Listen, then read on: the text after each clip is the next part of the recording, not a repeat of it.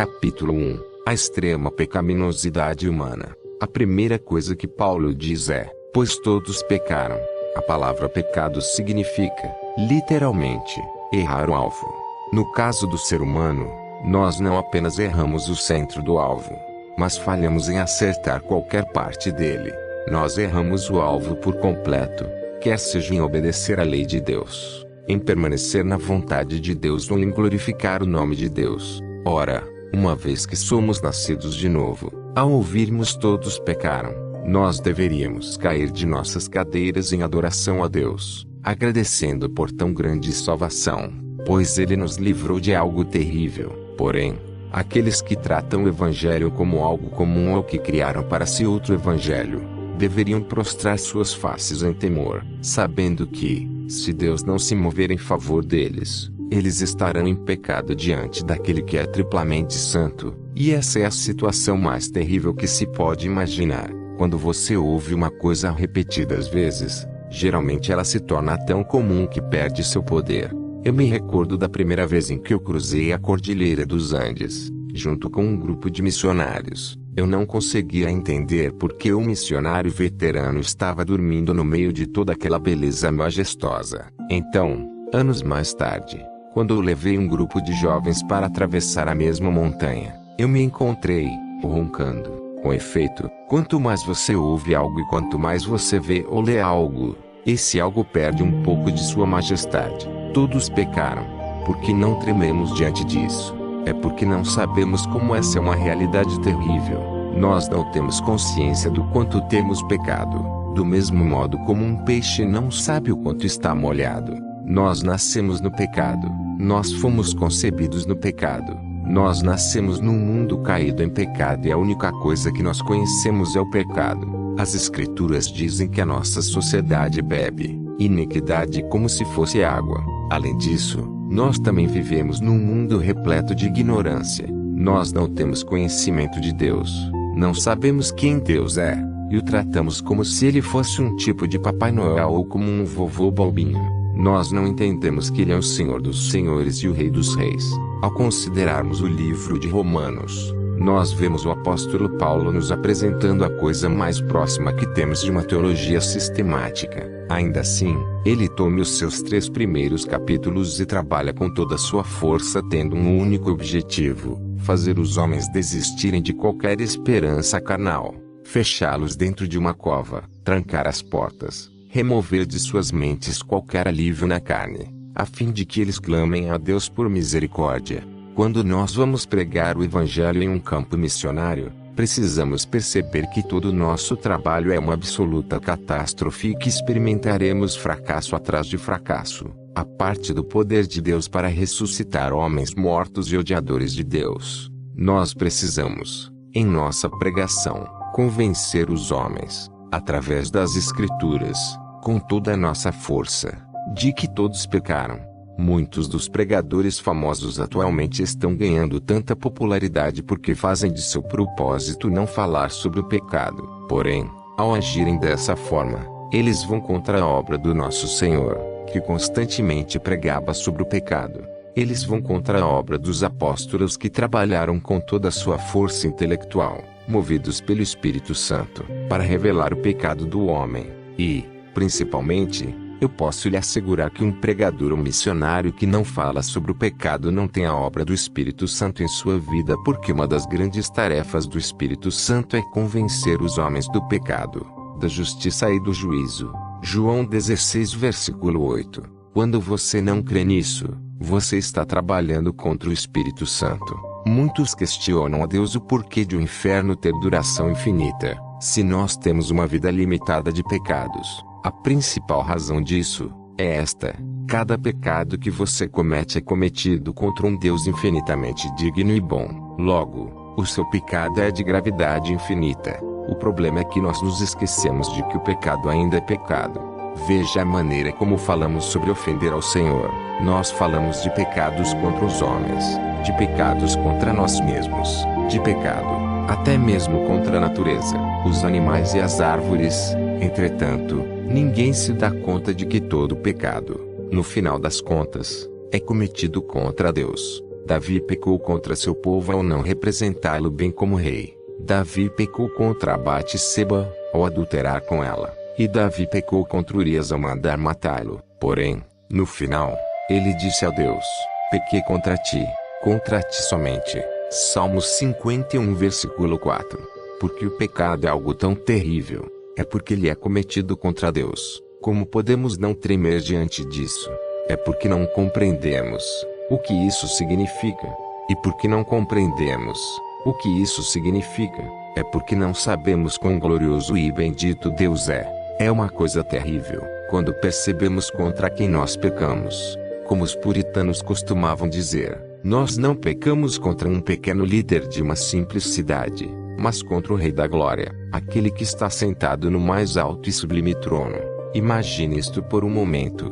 Deus está no dia da criação, dizendo aos planetas que se coloquem em determinada órbita no espaço, e todos eles se curvam, dizem amém. E lhe obedecem. Ele diz às estrelas que ocupem seus lugares no céu e sigam à risca o seu decreto, e elas todas se curvam e lhe obedecem. Ele diz às montanhas que se ergam e aos vales que se afundem, e eles se curvam e o adoram. Ele diz ao bravo mar: você virá até este ponto e daqui não passará, e o mar o adora. Porém, quando Deus lhe diz venha, você diz não. Você percebe o quão perverso é o nosso pecado? Ora, se fossem apenas atos, nossa condição já seria terrível o suficiente. Todavia, o pecado vai mais fundo no coração do homem. O ser humano não simplesmente comete pecados, ele é nascido no pecado. Nós somos podres e corrompidos desde o início. Viu o Senhor que a maldade do homem se havia multiplicado na terra e que era continuamente mal, todo o desígnio do seu coração. Gênesis 6 versículo 5, era continuamente mal. Eu simplesmente li esse texto ao pregar em uma universidade e um jovem repórter veio a mim, dizendo: eu não concordo com a sua interpretação. Eu lhe respondi: jovem, eu não interpretei o texto, eu apenas o li. Ainda assim, ele disse: bom, eu não concordo. E eu respondi: jovem, deixe-me dizer-lhe algo. Se eu pudesse expor, agora mesmo, o seu coração e cada pensamento que você já teve, desde o seu primeiro levantar até este exato momento, não os seus feitos, mas somente os seus pensamentos, e pudesse colocá-los num vídeo e os exibir aqui neste auditório, você fugiria deste campus e nunca mais mostraria sua face aqui de novo, porque você tem pensado coisas tão doentias e tão pervertidas que não poderia compartilhá-las sequer com seu amigo mais próximo. Na verdade, se seu amigo mais próximo conhecesse alguns dos pensamentos que você teve a respeito dele, ele não seria mais seu amigo. E o motivo pelo qual eu tenho certeza disto não é porque sou um profeta, mas porque isso é o que a Escritura diz, e porque eu também sou um homem como você. Eu posso dizer a mesma coisa sobre cada ser humano do planeta. Todos nós gastaríamos toda a nossa energia para esconder o que se passou pela nossa mente apenas na última hora. Não me diga que a palavra não está certa quando ela fala sobre todos os homens terem pecado, porque todos os homens são, de fato, pecadores. E o Senhor aspirou o suave cheiro e disse consigo mesmo: não tornarei a amaldiçoar a terra por causa do homem, porque é mau o desígnio íntimo do homem desde a sua mocidade. Gênesis 8 versículo 21. Isso pode significar maldade desde a infância, maldade desde bebê. Deixe-me compartilhar algo que um funcionário de penitenciária disse muito tempo atrás, a respeito da natureza humana. Imagine por um momento um bebê de 18 meses que você está segurando em seus braços. Então, esse bebê vê um relógio brilhante em seu pulso e tenta pegar o seu relógio. Você afasta a mão dele e diz não. Ele começa a chorar e a se mexer em seus braços, e então se estica até o relógio novamente. Você afasta a mão dele e diz não. Ele começa a gritar e chorar, e então se estica de novo e você diz não. Ele começa a jogar os braços, até mesmo na direção do seu rosto. Ora, eu lhe digo que a natureza humana é de tal forma que, se esse bebê de 18 meses tivesse a força de um homem de 18 anos, ele o espancaria ali onde estava você, papai, arrancaria o relógio do seu braço e passaria pelo seu corpo ensanguentado em direção à porta, sem sentir nenhum remorso. Eis algo aqui que precisamos entender. Hitler não foi uma anomalia. Hitler não foi um fenômeno extraordinário. Hitler foi o que cada frequentador dos cultos dominicais tem o potencial de ser. E não somente isso. Mesmo em toda a sua maldade, Hitler ainda era restringido pela graça comum de Deus. E precisamos reconhecer isto, quando não éramos convertidos. Se não fosse pela graça comum de Deus nos restringindo, nós faríamos com que Hitler parecesse um coroinha. Nós não entendemos o que a palavra ensina sobre a extrema maldade dos homens. E se você disser, eu não concordo, isso é porque você aprendeu o suficiente para estar no cristianismo, mas não para crer na Bíblia. O testemunho das Escrituras contra você e todos os homens é este: nós nascemos com a maldade, nós somos maus. Acaso você precisa ensinar uma criança a mentir? Você precisa ensinar uma criança a ser egocêntrica?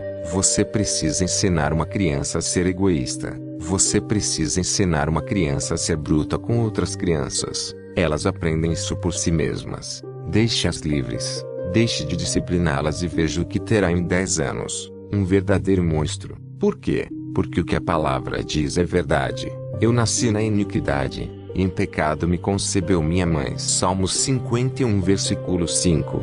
E quantos de nós não tapamos os ouvidos, dizendo, eu não quero escutar isso, não quero escutar isso. Da mesma maneira que uma pessoa morrendo de câncer permanece em negação, recusando qualquer tratamento. A primeira coisa que devemos abraçar é que todos os homens nascem em pecado e entregues ao pecado, e esse é o motivo de todos os homens nascerem odiando a Deus. Alguém pode retrucar que nunca odiou a Deus, mas ele não percebe que, se isso fosse verdade, a Bíblia estaria mentindo para nós. Absolutamente todo homem odiou a Deus em seu estado não convertido, porque a Escritura declara que outrora eres inimigos.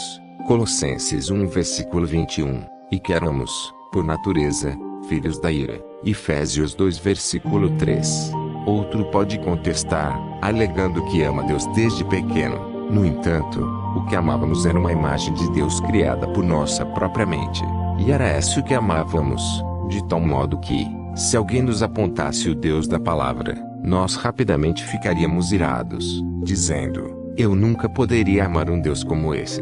Já perdi as contas de quantas vezes alguns bons membros de igreja me disseram que amaram a Deus por toda a vida e, depois de eu sentar com eles apenas por 30 minutos para expor na palavra algumas crenças cristãs históricas sobre Deus, eles diziam, assustados, esse não é o meu Deus. E eu tinha que responder, claro que não, mas é o Deus da palavra. O profeta Isaías usa palavras aterradoras ao falar da condição do homem, mas todos nós somos como imundo, e todas as nossas justiças, como o trapo da imundícia, todos nós murchamos como a folha, e as nossas iniquidades, como um vento, nos arrebatam. Isaías 64 versículo 6. Anos atrás, eu ajudei a edificar uma igreja em São Pablo, perto da fronteira na Amazônia colombiana, e era uma colônia de leprosos. Você já viu alguma vez um leproso? Já sentiu o cheiro de um leproso? Se um leproso do pior tipo tentasse ir à sua igreja, você sentiria seu cheiro antes mesmo de ele sair do estacionamento. Ele seria uma massa de carne podre, fluido corporal, pus e sangue. Quando Isaías diz que todos nós somos como imundo, é possivelmente a isso que ele se refere. Vamos supor que existem irmãs muito finas em sua igreja, e elas pensam que precisam fazer algo a respeito daquele leproso. Então elas vão à loja mais fina e compram algumas das mais finas sedas que encontram. Depois de enrolarem o leproso da cabeça aos pés, elas dizem, bravo, olha o que fizemos, salvamos o dia. Nós o fizemos apresentável. Mas aquela seda somente repousa naquela carne por poucos segundos e a corrupção daquele homem começa a sangrar através daquela seda fina, tornando-a tão corrupta quanto o próprio homem. Eis o porquê de nossas melhores obras serem como trapos imundos diante de Deus. O fato de sermos pecadores não significa apenas que pecamos constantemente, mas que não fazemos nada além de pecar. Tudo o que fazemos é pecaminoso diante de Deus. Nós corrompemos até as nossas boas obras, de modo que, segundo Salomão, até mesmo a lavoura dos ímpios é pecado. Provérbios 21 versículo 4, porque tais obras não são feitas por fé. Romanos 14 versículo 23. Nem para a glória de Deus. 1 Coríntios 10 versículo 31. Muito da psicologia moderna fala a respeito de se sentir bem com quem você é. Entretanto, não é isso que eu quero. Eu quero que você seja salvo de quem você é e do que você tem feito. Todos nós, antes da conversão, tínhamos um coração de pedra, um coração odiador de Deus, um coração maligno, nascido no pecado e dado ao pecado. Esse é o testemunho da palavra. Os homens antigos ouviam isso ser pregado constantemente, mas parece que as novas gerações não podem suportar a verdade. Antes, preferem ser enganadas e pensar bem de si mesmas. Contudo, um homem que não aceita a sua própria doença não pode ser curado. Um homem que não tem todas as suas esperanças moídas a respeito de seus próprios méritos, valor e justiça pessoal não pode voltar-se para Cristo. Nós precisamos entender que estamos destituídos de qualquer valor e que há somente um Salvador, e seu nome é Jesus. O problema é que, hoje em dia, é tudo sobre o ego. Os homens são cheios de ego.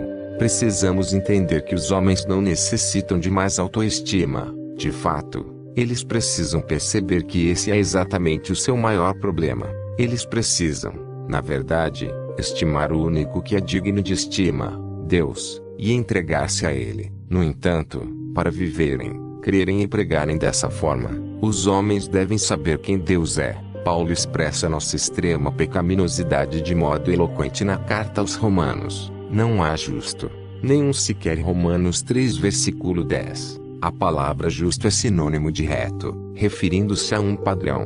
Para ser justo, você tem que estar perfeitamente alinhado a certo modelo. E, se você não está moldado àquele padrão de retidão, você está distorcido. Em outras palavras, você está pervertido. O padrão é a natureza de Deus e a lei de Deus. O problema é que a Bíblia diz que ninguém, absolutamente ninguém, pode jamais se conformar ao padrão da santa natureza de Deus e ao padrão da santa lei de Deus. Todos nós nos tornamos distorcidos e deslocados. Paulo continua, dizendo que não há quem entenda, não há quem busque a Deus. 3 versículo 11.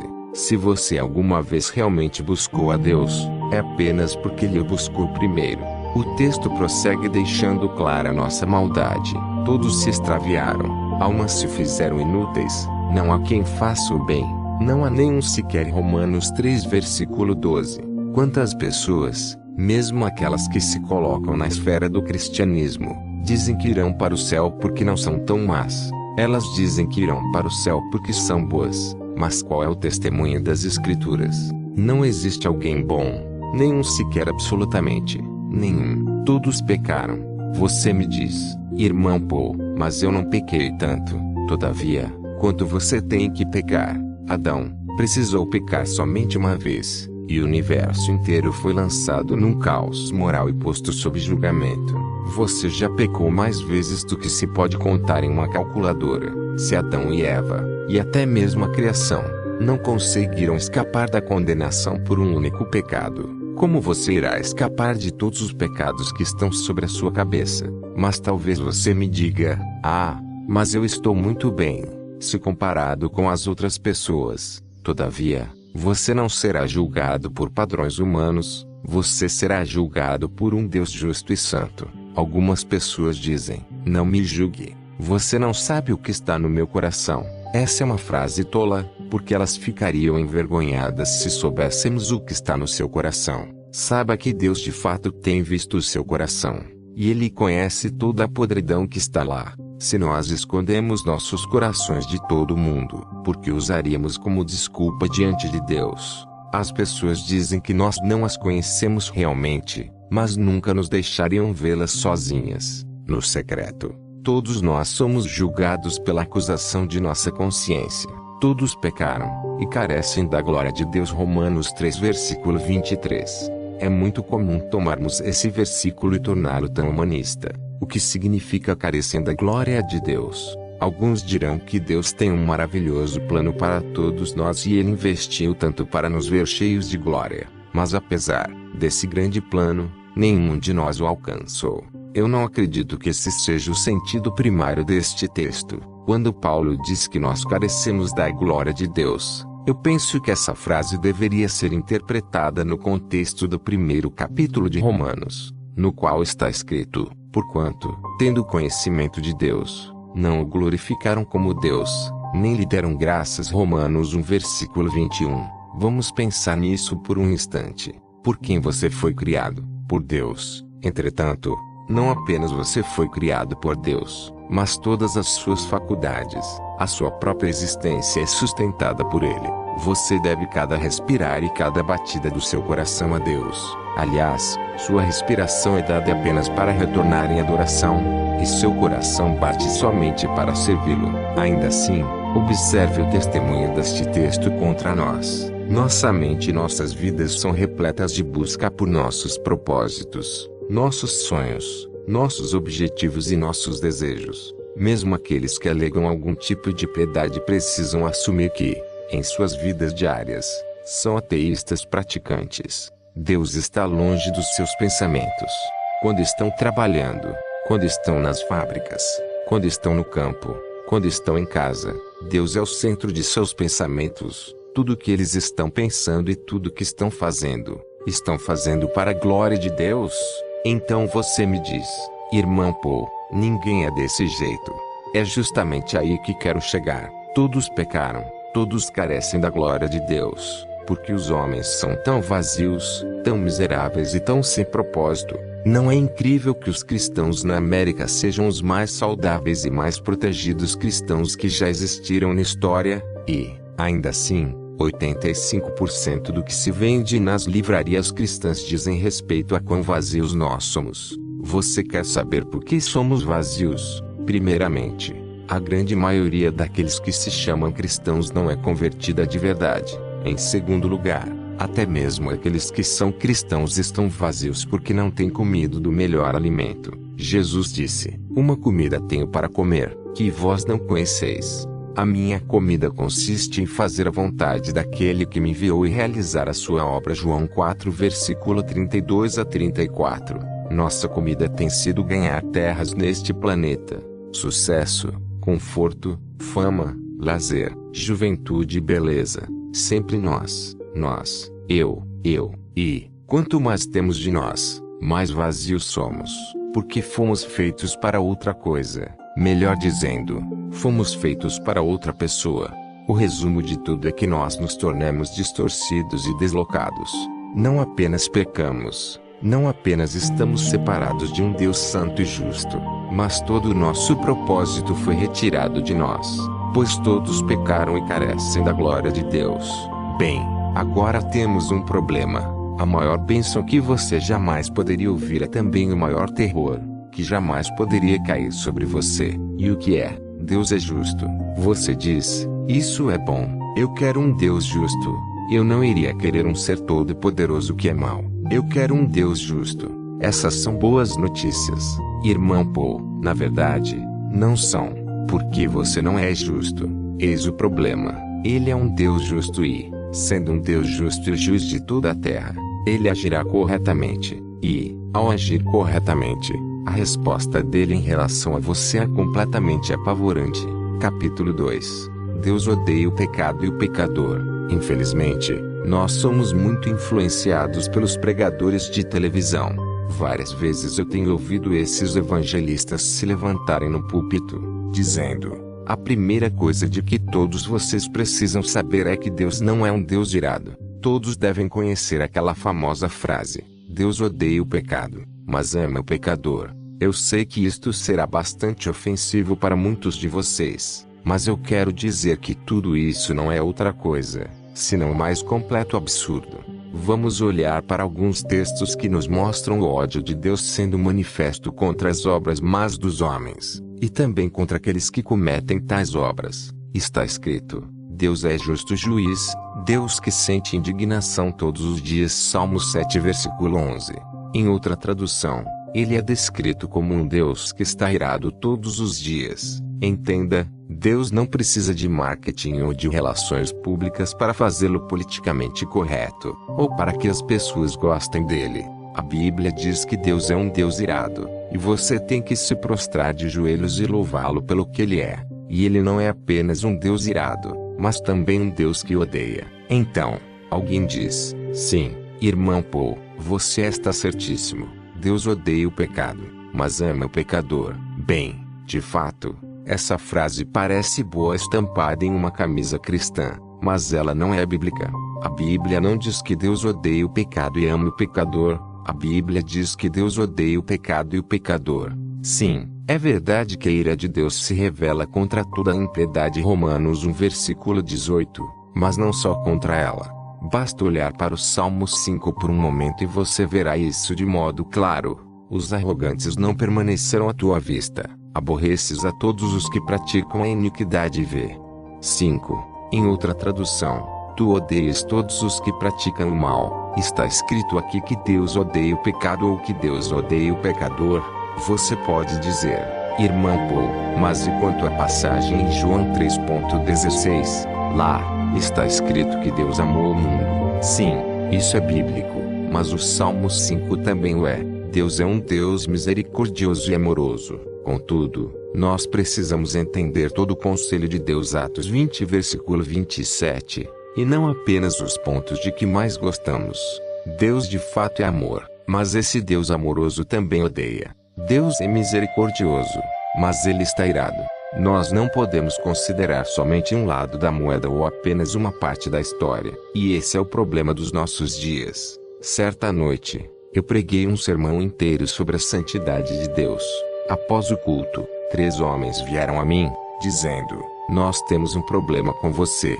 Porque você pregou um sermão inteiro sobre a santidade de Deus e não mencionou o amor de Deus sequer uma vez. Então, eu lhes respondi: bem, senhores, na noite passada eu preguei um sermão inteiro sobre o amor de Deus, e sequer mencionei a santidade de Deus. Contudo, nenhum de vocês teve algum problema com isso.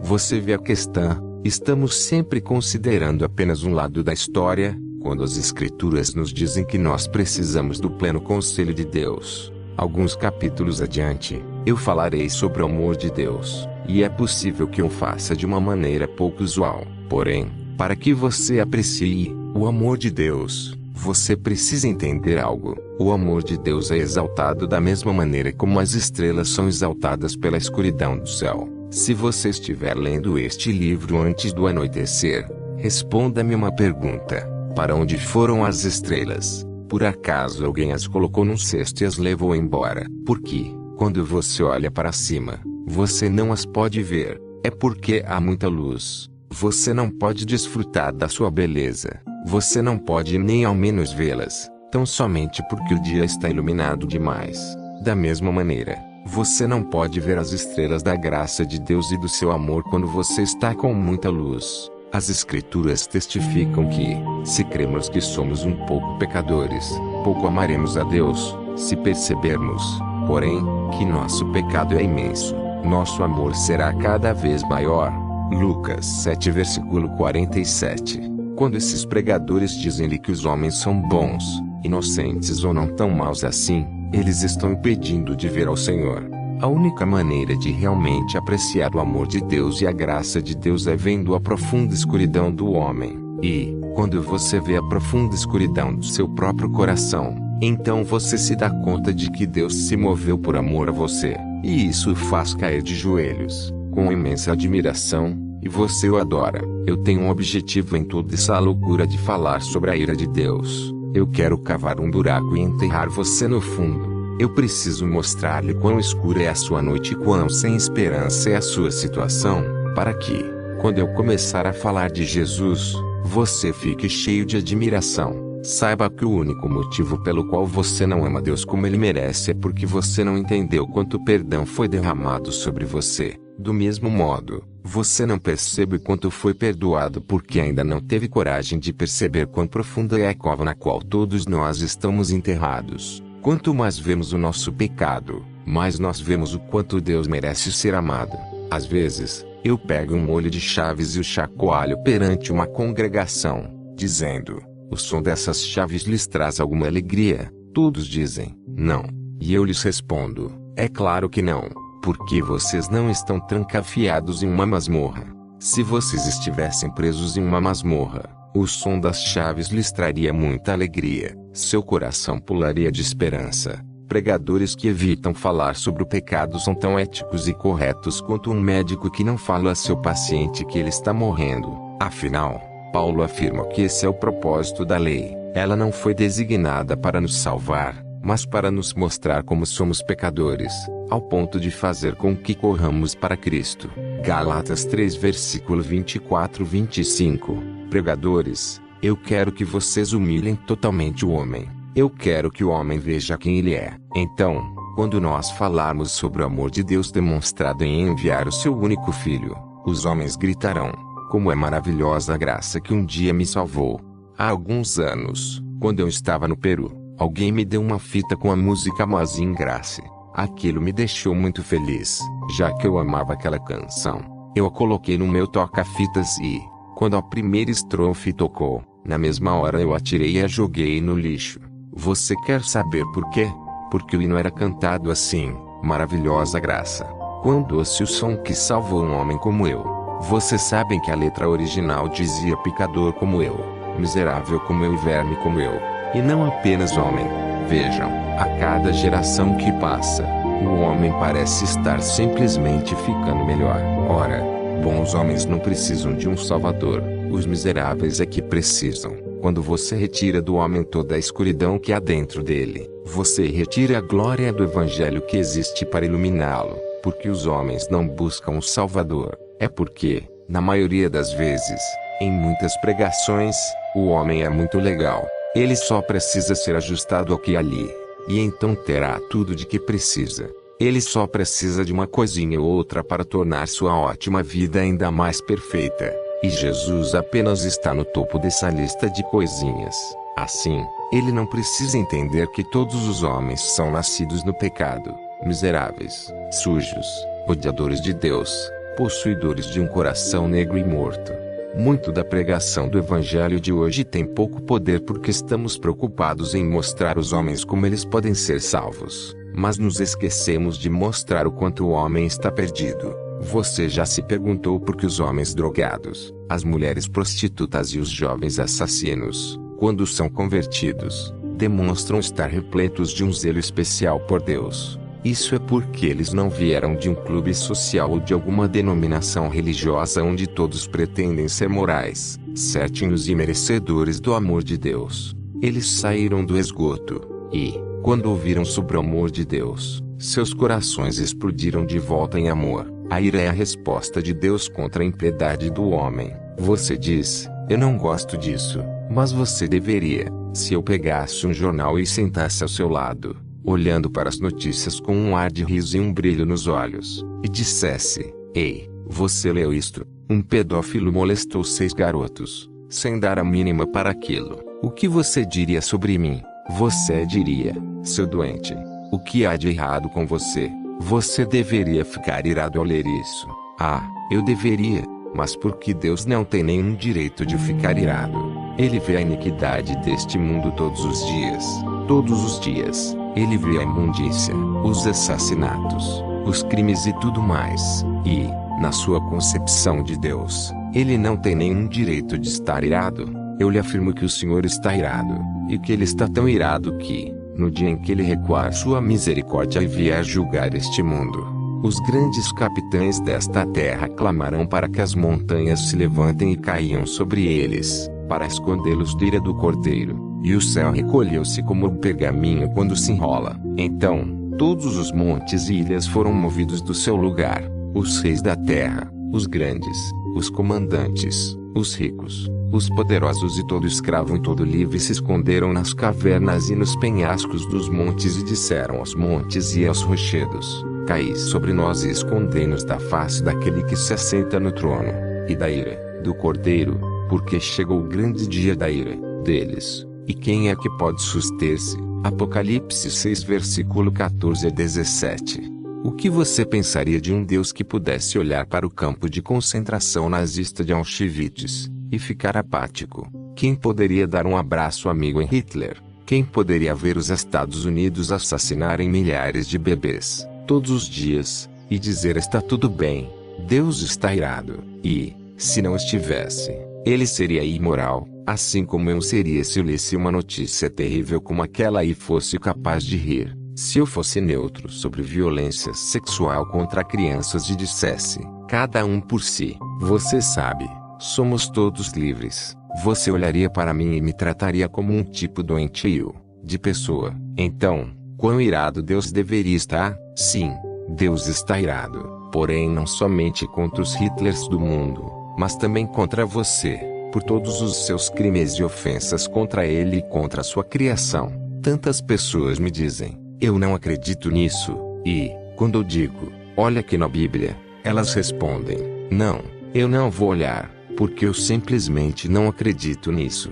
Ora, isso é coerente quando você está em uma universidade, conversando com um professor agnóstico. No entanto, se alguém proclama ser cristão e faz a mesma coisa, isso é um problema sério. Eu simplesmente me recuso. Essa não é uma atitude cristã. Olhe novamente para o Salmo 5. Os arrogantes não permanecerão à tua vista. Aborreces a todos os que praticam a iniquidade. V.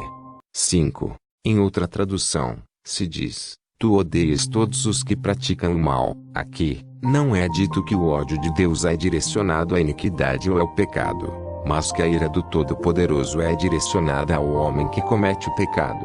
Ademais, o amável e humilde Jesus não disse a mesma coisa, o que, todavia, se mantém rebelde contra o Filho não verá a vida, mas sobre ele permanece a ira de Deus. João 3 versículo 36. O que você pensa que é a ira de Deus? A ira de Deus, em hebraico, vem de uma palavra que literalmente significa bufar das narinas. Quer saber o que isso significa? Eu, tendo sido um garoto criado em fazenda, possuía touros da raça Charolais. Nós tínhamos 2 ou 3 mil touros pesados e perfeitos. E eu me lembro de que nós frequentemente recebíamos esta instrução: quando você passar pelos lotes e um touro bufar aquele nariz, sua festa acabou, é melhor você correr. Quando a Bíblia fala da ira de Deus como bufar das narinas, fala de uma divindade tão irada que, somente com o hálito de sua boca, as montanhas derretem. Certa vez, um rapaz me disse, eu permanecerei de pé no dia do julgamento e não vou ficar com medo. Eu só pude responder, não, jovem, você vai derreter diante de Deus como uma minúscula estatueta de cera, diante de uma fornalha. Deus vem com ódio contra o mal, Deus vem irado contra o mal, e nós somos pessoas más. Irmãos, nós precisamos ser alertados, todos os homens precisam saber disso. Deus estende a sua mão, todos os dias, para pessoas desobedientes e teimosas, mas, ao mesmo tempo, a sua ira está vindo sobre o mundo. É como se, com uma mão, Deus estivesse retendo sua justiça contra este mundo e, com a outra, clamando aos homens que venham ao encontro da salvação. Porém, um dia, as duas mãos serão abaixadas, e você não poderá mais ir a Deus, tampouco a justiça dele hesitará em cair sobre você. É por isso que uma das maiores necessidades em nosso evangelismo é ensinarmos aos homens quem Deus é. O evangelho não começa com o homem, mas com o que Deus realmente é, pois aí é que reside o problema. Se Deus não fosse quem é, então o pecado não seria o problema que é. O pecado é o que é justamente porque Deus não é apenas amor, mas também santidade e justiça. Algumas pessoas dizem, irmão Paul, Deus me salvou. E, quando elas me dizem isso, eu amo perguntar-lhes, do que ele salvou você? Ele me salvou do meu pecado. Elas respondem, porém, isso está errado. Deus não nos salvou apenas dos nossos pecados, ele nos salvou dele mesmo. Muitos dizem que o céu é o céu porque Deus está lá, e isso é real e verdadeiro. Todavia, não podemos assumir o contrário. O inferno é o inferno porque Deus não está lá. Não é isso que as Escrituras ensinam. O inferno é a ira do Deus Todo-Poderoso. É a sua perfeita justiça revelada contra o homem, por toda a eternidade. A morte e o inferno não são consequências naturais do pecado. Eles são atuações sobrenaturais de Deus contra o homem pecador. Eles são o juízo de Deus. Isso pode parecer uma verdade nova e absurda para alguns, mas tão somente leia os livros antigos e você verá que os velhos pregadores sempre disseram isso. Hoje em dia, não agimos da mesma maneira porque perdemos a glória do Altíssimo de vista. Nós apenas respiramos o desejo de possuir grandes igrejas, E isso afasta mensagens que falem da ira. Certa vez, uma senhora veio a mim e disse: não, Deus não pode odiar, porque Deus é amor. Antes de tudo, eu respondi: nós não devemos buscar inferências filosóficas para a verdade de Deus. Nós temos que ir à Escritura e, quando a Escritura diz que Deus odeia, é melhor você acreditar. Entretanto, vamos ser filosóficos por um momento. Você diz que Deus é amor, portanto ele não pode odiar. Porém, eu lhe digo que Deus é amor e, por isso mesmo, ele deve odiar. O ponto é, você ama os judeus, então você deve odiar o Holocausto. Se eu disser: ei, você leu sobre o Holocausto? E você responder: sim, mas eu sou bastante neutro nesse assunto. Quero dizer, você sabe, foi ideia do Hitler. Por mim está tudo bem. Eu irei pensar que você é um monstro. Você possivelmente iria para a cadeia por um crime de ódio. Se você ama os judeus, você deve odiar o Holocausto. Você ama crianças. E quantos de vocês já disseram eu odeio aborto com a própria boca? Ora, então você tem o direito de odiar, por causa do grande amor que está no seu coração. O que dizer de Deus? Você acha estranho que Deus odeie porque Ele ama? Entenda, Deus ama tudo que é lindo, amável e excelente. Em outras palavras, Deus ama tudo que é semelhante a Ele. É daí que vem o problema. Nós achamos que temos o direito de amar tudo o que escolhemos amar, mas nós pensamos que Deus deve amar tudo o que nós amamos. Deus ama tudo o que é semelhante a Ele por causa de sua absoluta perfeição. E Ele vem com ira contra tudo aquilo que contradiz a sua natureza e vontade, e estes somos nós. Cada pessoa que já andou na face da terra tem quebrado cada lei que Deus criou. Se você não entende isso, você não entende o cristianismo. Capítulo 3. Completamente justos. Já observamos, em nosso texto principal, que todos pecaram e carecem da glória de Deus. Romanos 3 versículo 23. Agora, falando acerca daqueles que são verdadeiramente convertidos, regenerados pelo Espírito Santo e crentes em Jesus Cristo para a salvação, o texto diz: sendo justificados. Romanos 3 versículo 24. O que isso significa? Ser justificado não significa apenas que Deus me trata como se eu nunca tivesse pecado, mesmo que isso rime. Ser justificado também não significa que, no momento em que você creu em Jesus, Deus fez de você uma pessoa perfeitamente justa, pois, se fosse o caso, você nunca mais pecaria de novo. Ser justificado significa que, no momento em que o pecador olha para Jesus, confessa, salvífica, aquele pecador é declarado legalmente justo e correto diante de Deus. Na verdade, justificação é um termo forense, retirado do campo do direito. Deus, o juiz, inclina seus olhos para um pecador que colocou sua fé em Cristo e declara que aquele pecador é legalmente justo diante dele. Agora, como isso funciona? O texto nos diz: sendo justificados gratuitamente, por sua graça. Paulo está sendo redundante ao falar que somos justificados gratuitamente pela graça, a fim de nos mostrar que a justificação é um presente, do mesmo modo que foi dito a respeito do Messias que eles odiaram sem motivo. Salmos 35 versículo 19 e 69 versículo 4. Acaso alguma vez Jesus deu qualquer razão para que alguém o odiasse? Nunca. Jesus jamais deu a menor sugestão de uma causa para alguém odiá-lo. Eles odiaram sem qualquer causa, sem motivo. E essa é a mesma expressão usada aqui para falar da nossa justificação diante de Deus. O cristão é justificado sem motivo algum. Isso significa que você não deu a Deus absolutamente qualquer motivo para Ele declará-lo justo. Eu não sei por que Deus me salvou, cantam alguns. Eu posso lhe dizer isso. Não foi por causa de você, mas apesar de você. Que mérito Deus viu em mim? Absolutamente nenhum.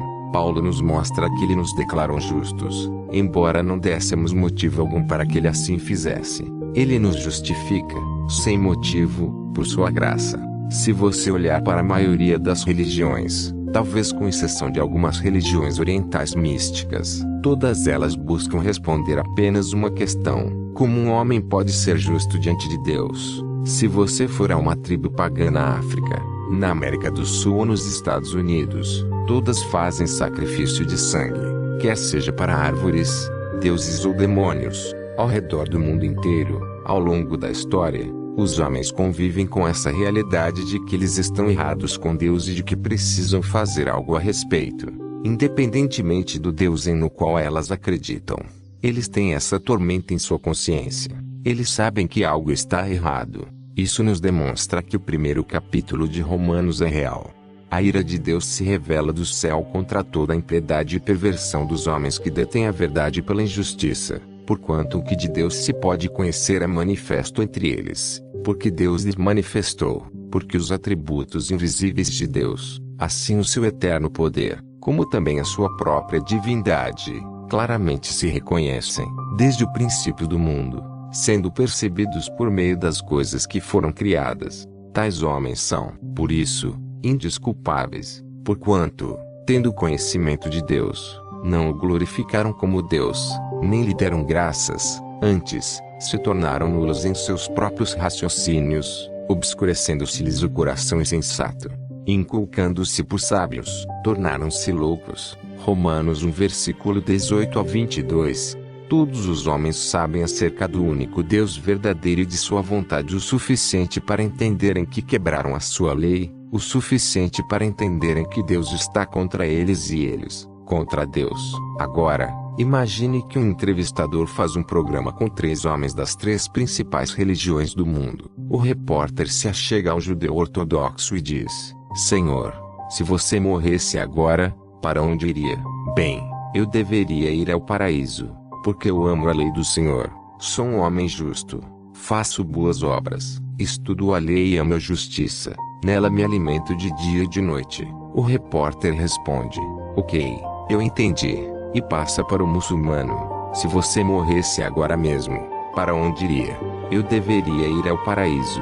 O islâmico responde: porque eu amo o Corão, fiz todas as peregrinações, fiz as orações diárias, dei esmolas aos pobres e, por isso, eu sou um homem justo.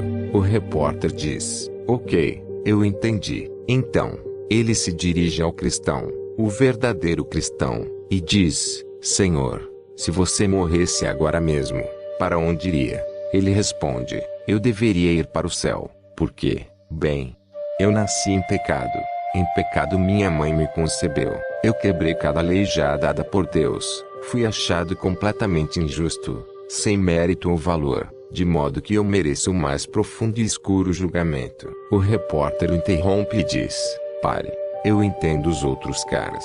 Eles dizem que vão para o céu porque eles merecem ir para o céu. Deus deve a eles. Deus está em dívida com eles. Já que eles se provaram dignos, Deus deve dar a eles o céu. No entanto, eu não entendo você. Você me conta com alegria que vai para o céu, mas depois me diz que não tem valor ou mérito para ir para lá. Como então você vai para o céu? O cristão sorri e diz: porque eu vou para o céu baseado no mérito e no valor de outro, Jesus Cristo, meu Senhor. Responda-me, qual desses 3 dá a glória a Deus e quais deles apenas dão glória ao homem? Veja, isso não é sobre nós, sobre nossa moralidade ou sobre nossa bondade. Isso é sobre Deus. Um repórter veio a mim certa vez e disse: por que você sempre está falando sobre pecado? Eu disse: porque eu quero que você ame a Deus. Obviamente, ele achou minha resposta estranha e retrucou, perguntando o que eu queria dizer com aquilo. Eu disse: você alguma vez leu passagem que diz: ela amou mais, porque foi mais perdoada? Meu amigo, se o seu amor por Deus é pequeno, isso é porque você não sabe o quanto foi perdoado. E você não sabe o quanto foi perdoado porque jamais lhe contaram o quão pecaminoso você é. Imagine que eu convide Bill Gates para visitar minha casa, a fim de comermos juntos um prato de cereais. Ele não vai ficar beijando minhas mãos, nem vai se ajoelhar chorando de gratidão. Porém, em muitos lugares onde eu servi ao redor do mundo, se eu desse a alguém um prato de cereais, ele iria se prostrar diante de mim e beijar minhas mãos, porque ele estava faminto e necessitado.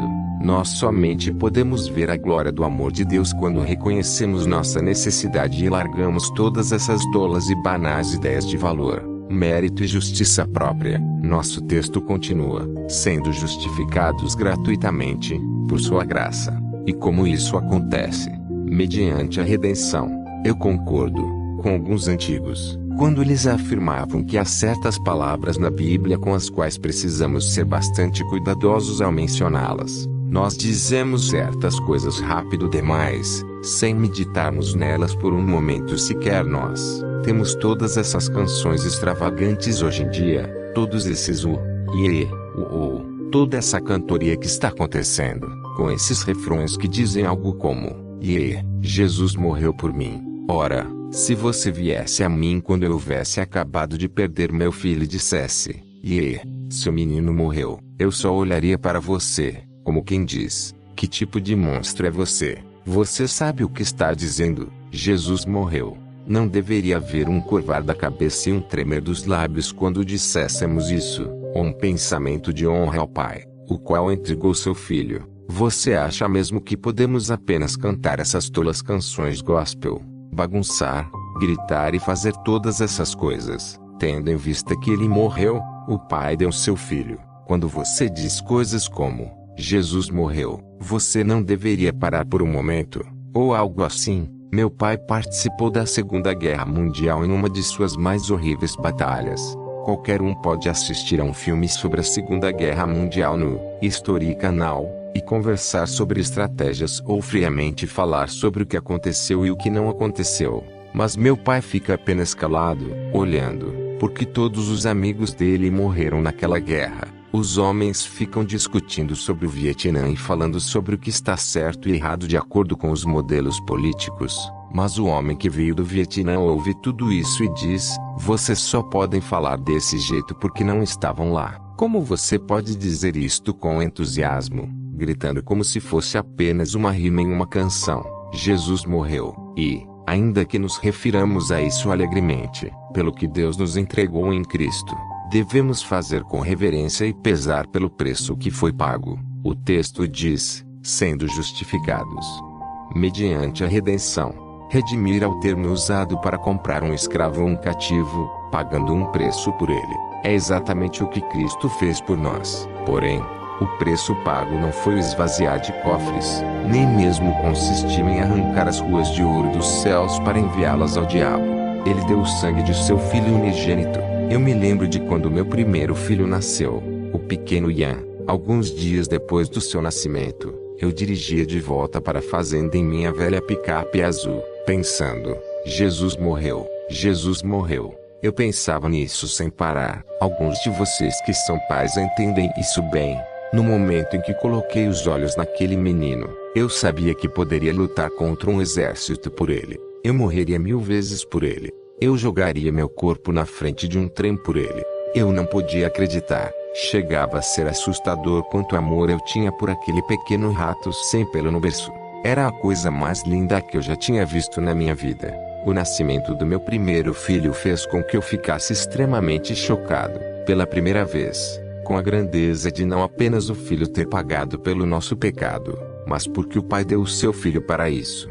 Ele o deu para morrer. Eu não poderia fazê-lo. Eu não daria meu filho por ninguém. Talvez eu me entregasse por alguém, mas eu não daria o meu filho por pessoa alguma. Não deveríamos nos conscientizar de que existem algumas palavras bíblicas as quais, ao serem pronunciadas, deveriam nos fazer parar por um momento? Não é verdade que as mais preciosas frases podem tornar-se nada mais do que vagos clichês ou jargões sem sentido, unicamente porque as repetimos várias e várias vezes sem refletir sobre elas? Eu quero dizer, ele morreu, ele realmente morreu. Era mesmo seu sangue vertido naquele madeiro. E essa é a única razão pela qual a imundícia negra de nosso pecado pode ser lavada. Aquele sangue naquele madeiro foi o abatimento do Filho de Deus. Um teólogo disse: você deseja saber o quanto Deus o amou? Então apenas olhe para a cruz. Quanto custou? Quão desprezível e obscuro é o seu pecado? Olhe para aquele madeiro, e ele lhe dirá tudo. Por meio de quem recebemos a redenção, mediante a redenção que há em Cristo Jesus. Uma vez eu estava pregando e um jovem rapaz veio a mim. Após o sermão, todo empolgado, ele disse: você está certo, irmão Paul, Jesus é tudo de que precisamos. Eu completei: meu jovem, Jesus é tudo o que temos. Fora dele não há nada. Ou você está no cristianismo ou você está nas trevas. Você deve compreender isto. Ou você está em Adão, ou em Cristo. Ou você está na morte, ou na vida. Ou você está na carne, ou no espírito. Ou você está condenado, ou liberto. Tudo o que temos é Cristo. Nada mais. Há alguns anos, eu ministrava no seminário Oral Roberts, e encontrei alguns cristãos muito decentes. Algum tempo depois, um deles veio a mim e disse: "Moço, você é um daqueles antigos caras puritanos?" Eu perguntei: "O que faz você pensar assim?" E ele respondeu: "A sua oração, porque você disse algo como: Deus, eu venho diante do Senhor em nome de Jesus, e eu sei que além dele eu não tenho parte alguma contigo." Nós esquecemos, nos dias atuais, que tudo é em Cristo e por Cristo. É por isso que Paulo, o apóstolo, fica espantado no livro de Efésios ao falar sobre Jesus. Cristo é tão glorioso para Paulo que ele inicia a falar dele no versículo 3 do primeiro capítulo e nem ao menos sabe onde pôr o ponto final. Ele só consegue encerrar a frase no verso 14. Ele só podia continuar escrevendo e escrevendo e escrevendo, porque é tudo nele, por ele e para ele. É tudo em Cristo, por Cristo e para Cristo. É tudo sobre ele, nada é sobre você. É por isso que eu amo aquela antiga canção que diz: "Nada em minhas mãos eu trago, somente a tua cruz me agarro, é Cristo ou nada." E é melhor que você goste disso, pois, se for 99,99% Cristo e 0,01% você vai para o inferno. É Cristo, e Cristo somente. Capítulo 4. O maior problema das Escrituras. O dicionário, Webster, define a palavra dilema como uma situação envolvendo uma escolha entre alternativas igualmente insatisfatórias ou um problema aparentemente incapaz de ser satisfatoriamente solucionado. Este capítulo será bem curto, porque tudo o que eu quero fazer é lançar um dilema, uma pergunta a ser respondida no próximo capítulo. Nossa questão está no livro de Provérbios, no qual encontramos o maior problema filosófico e teológico da Escritura, de modo que você poderia dizer que a Bíblia inteira é sobre isso. Ou seja, se você não compreende esse ponto, você não entende a palavra e não entende o próprio Evangelho. O que justifica o perverso, e o que condena o justo, abomináveis são para o Senhor, tanto um como o outro. Provérbios 17, versículo 15. Abominação é provavelmente a palavra mais forte que temos em toda a Escritura. Não há nada mais horrível diante de Deus do que uma abominação. Ao pé da letra, algo odiável. O que é odiável e abominável a Deus, segundo esse texto? Justificar o perverso e condenar o justo. Ambas as atitudes são odiáveis a Deus. Porém, o que diz o versículo 24 de nosso texto principal? Sendo justificados, Deus nos justificou, mesmo sendo nós um povo injusto, como vimos no primeiro capítulo. Qual é o problema? É o que? Qualquer um que justifica um homem perverso é uma abominação a Deus. Mas nós estávamos, há pouco, nos regozijando no fato de Deus nos justificar, mesmo sendo nós homens perversos. Se Deus disse que qualquer um que justifica o perverso é uma abominação diante dele, então como Deus pode justificar você, que é perverso, sem se tornar ele mesmo uma abominação? Ora, se Deus não pudesse perdoar o iníquo, todos nós pereceríamos, porque a Escritura declara que todos pecaram. Romanos 3 versículos 23, que o salário do pecado é a morte. Romanos 6 versículo 23, e que a alma que pecar, essa morrerá. Ezequiel 18 versículo 4. Mas Deus nos justifica, e já vimos isso, como Deus permanece justo. Esse é o maior problema em toda a Escritura e esse é todo o assunto que permeia o Evangelho de Jesus. O maior dilema em toda a Bíblia é este: se Deus é justo, Ele não pode perdoar você. Deus não pode tratar ímpios e justos do mesmo modo. Longe de te fazeres tal coisa, matares o justo com o ímpio, como se o justo fosse igual ao ímpio. Longe de ti, não farás justiça o juiz de toda a terra. Gênesis 18 versículo 25. Alguém poderia perguntar por que Deus não pode simplesmente perdoar o pecado do homem e estar bem com ele. Ora, se a Escritura nos ordena perdoar livremente, então por que seria errado para Deus fazer o mesmo? Existem 3 respostas a essa pergunta. Em primeiro lugar, Deus é um ser de valor infinito. Mesmo a menor forma de rebelião é um crime grotesco contra sua pessoa, um crime de alta traição, um ataque contra a própria ordem da criação. É digno da pior censura. Não é possível ignorar o ocorrido apenas com um tapinha nas costas. Ao defender a justiça de um inferno eterno, John Piper nos lembra de que a gravidade do pecado origina-se do que ele diz acerca de Deus. Deus é infinitamente digno de ser honrado, mas o pecado diz o oposto. O pecado diz que existem coisas mais desejáveis e mais dignas. Até que ponto isso é grave?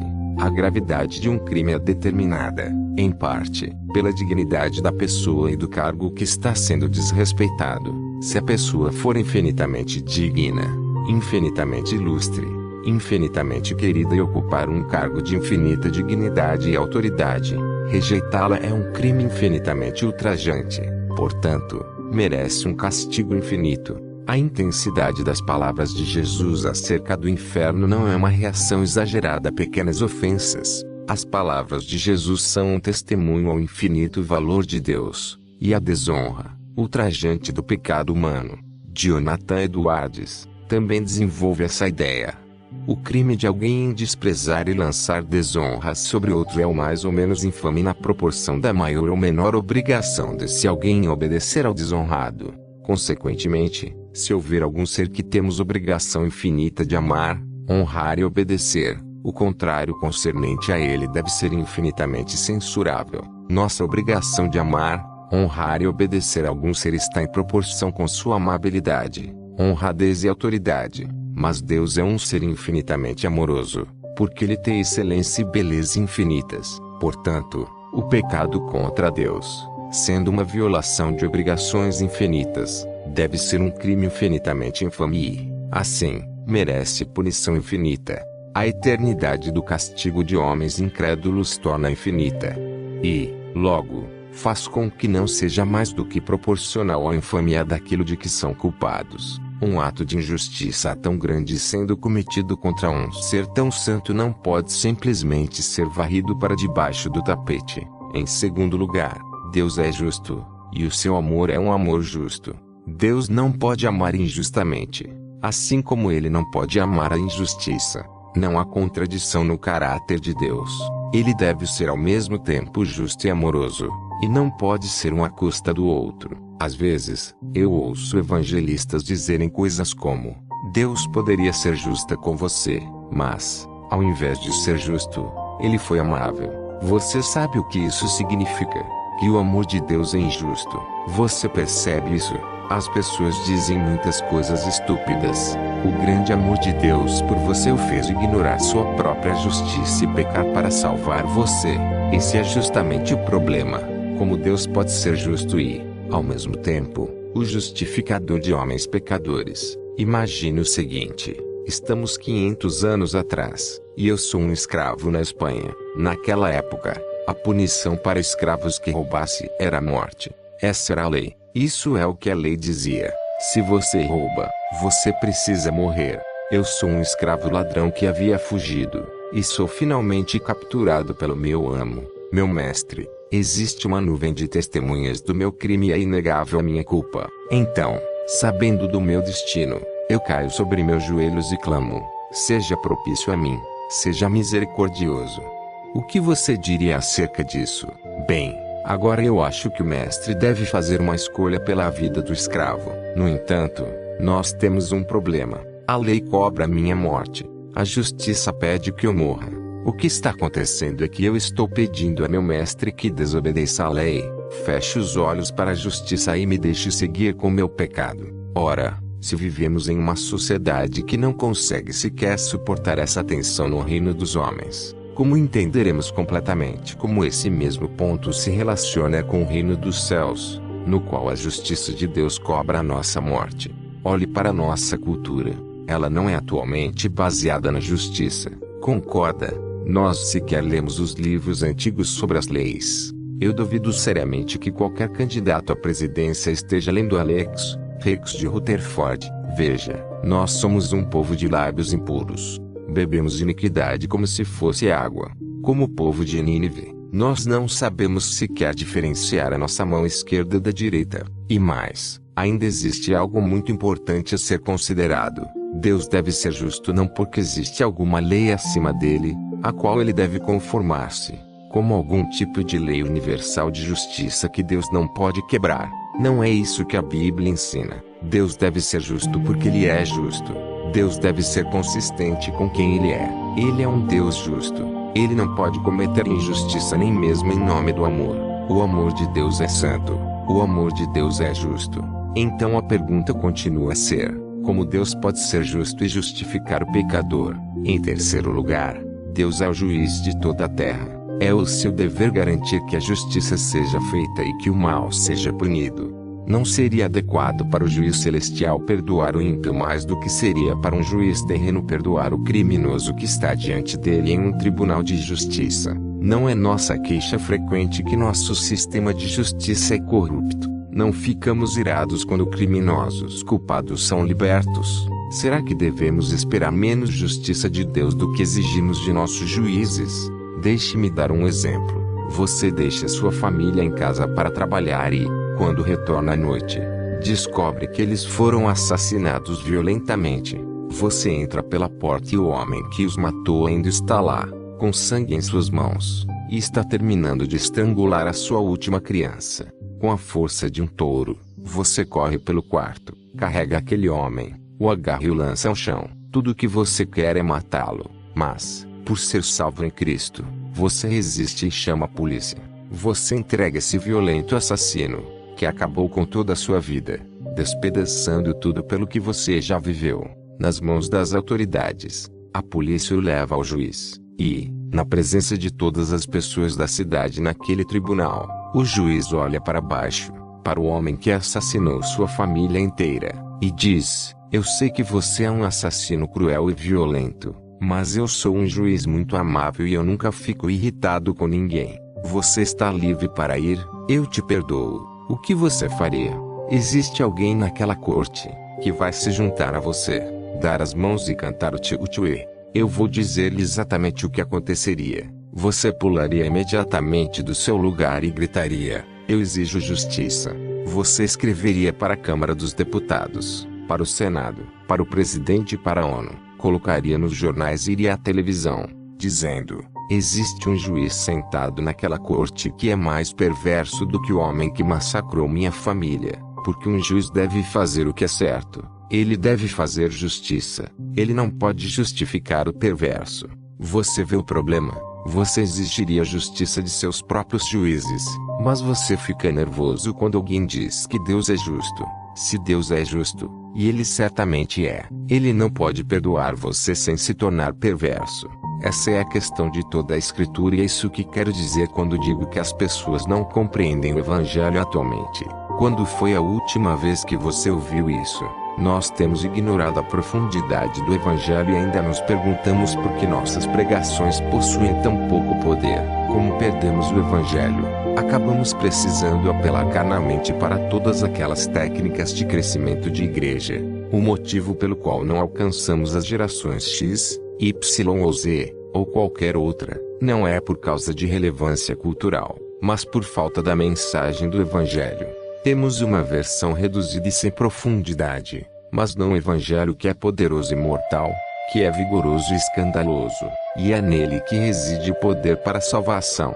Eu percebo como esquecemos o verdadeiro Evangelho quando faço perguntas sobre a Escritura para alguns estudantes que encontro nas minhas viagens, especialmente pela Europa. Por que Jesus morreu? Eles dizem: bem, por causa do nosso pecado. Ok, por que Jesus morreu? Já dissemos, por causa de nosso pecado. Não, vocês não estão respondendo à pergunta. Vocês têm que ir mais profundo do que isso. Porque o pecado é um problema. Bem, porque o pecado é errado. Não, não é esse o problema. O problema é este: Deus é um Deus justo e Ele é um juiz de toda a terra. De modo que Ele deve fazer o que é correto. Ele deve ser consistente com o seu próprio caráter. Se Ele olhar para o pecado e libertar o pecador, Ele é tão perverso quanto aquele juiz que acabei de descrever. Portanto, o maior problema em toda a Bíblia, o dilema divino de todas as Escrituras inspiradas, se Deus é justo, Ele não pode perdoar você. Então, A questão é, como pode Deus justificar um homem perverso e continuar sendo justo? Capítulo 5. Deus o fez pecado por nós. A resposta para o nosso grande dilema do capítulo anterior é encontrada nesta única palavra, propiciação. Romanos 3 versículo 25. Agora, além dos nomes de Deus, eu lhe afirmaria que essa é a palavra mais importante de toda a Bíblia. Ainda assim, se eu distribuísse pedaços de papel entre os membros das igrejas deste país e pedisse a cada um deles que definisse para mim a palavra propiciação, a maioria das pessoas não seria capaz de fazê-lo. Veja, o fato é que nós não somos endurecidos em relação ao Evangelho. Nós somos ignorantes a respeito dele.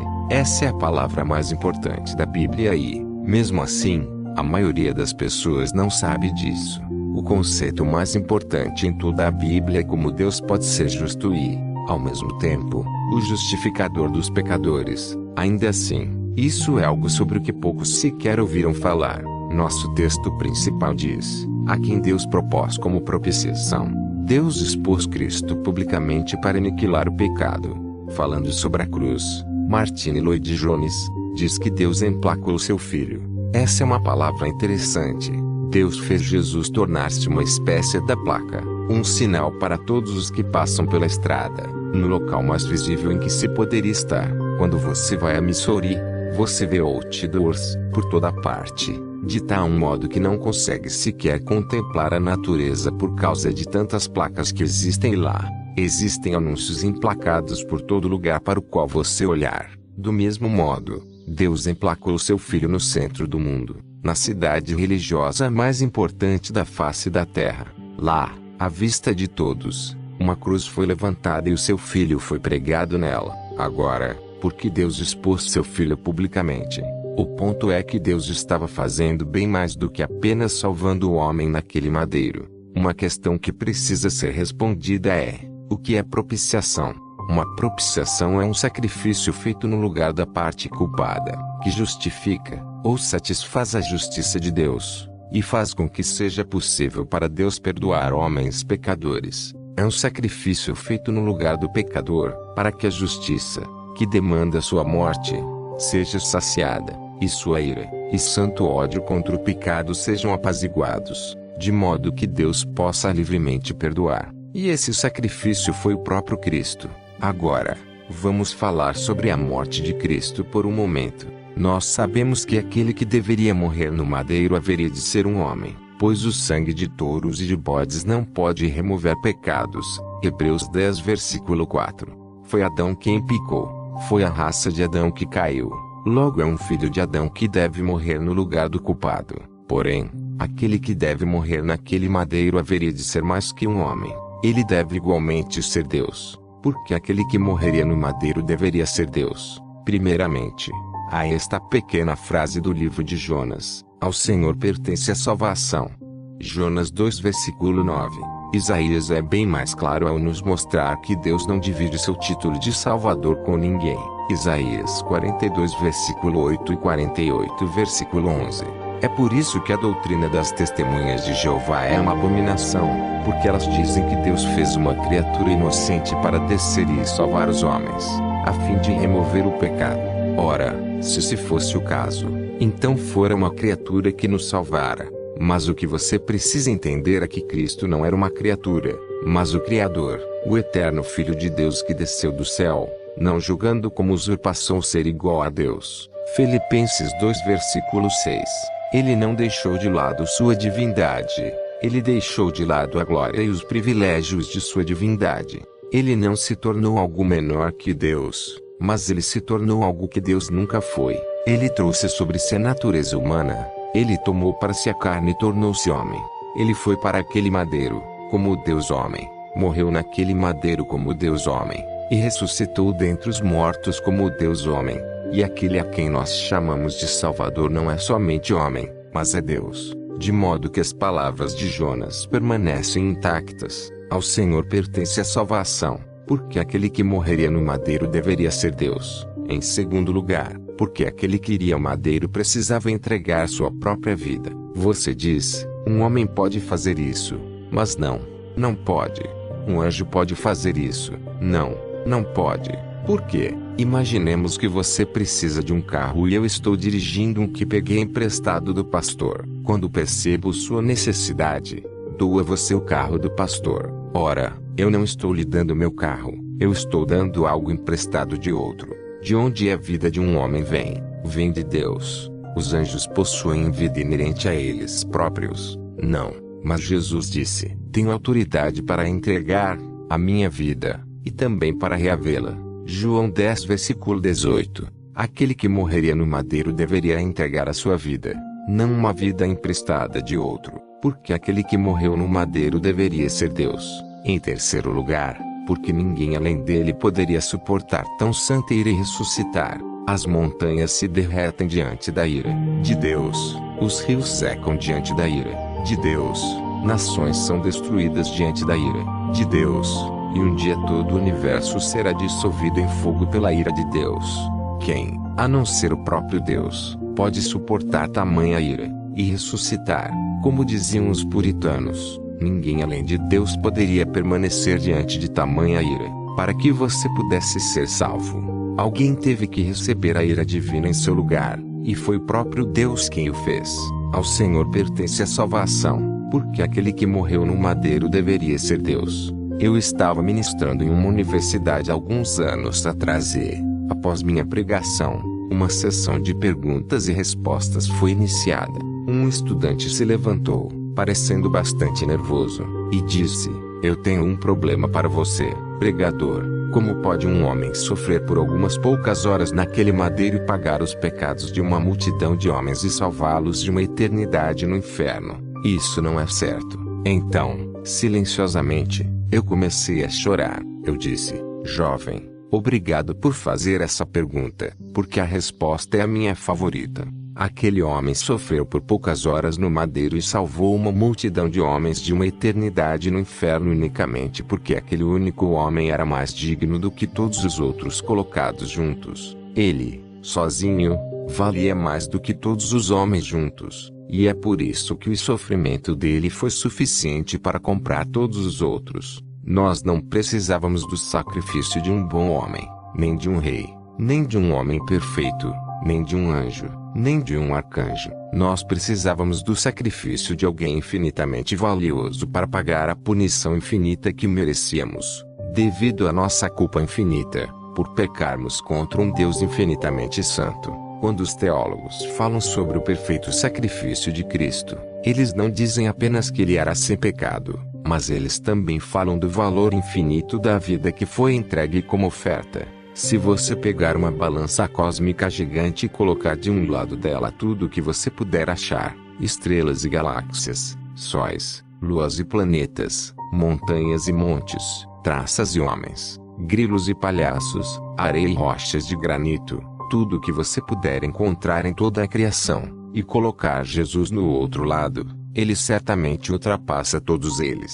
Esse é o seu valor infinito. Ele é Deus. Sua dignidade não pode ser medida, nem pode ser esvaziada ou comparada. Você consegue ver a preciosidade de Cristo. Alguém que fosse um homem tinha que morrer ali. Alguém que fosse Deus tinha que morrer ali. E Cristo cumpriu essas duas exigências. Vamos observar sua morte por um momento. O texto diz: a quem Deus propôs, no seu sangue, como propiciação, no seu sangue, Cristo tinha que morrer. Não apenas desfalecer, não apenas sofrer, não apenas dormir, ele tinha que entregar sua vida, ele tinha que morrer. Mas como? Eu estava na Europa há alguns anos, ensinando alguns missionários ciganos em um seminário alemão. Depois das sessões de ensino, eu fiquei cansado e fui até a biblioteca, a fim de encontrar um livro para ler. Todos eles estavam em alemão e eu não conseguia encontrar algo na minha língua. Até que finalmente achei um livro chamado A Cruz de Cristo, não o de John Stott, mas outro do qual eu nunca tinha ouvido falar antes. Então eu abri o livro e comecei a folheá-lo, para ver o que o autor estava dizendo.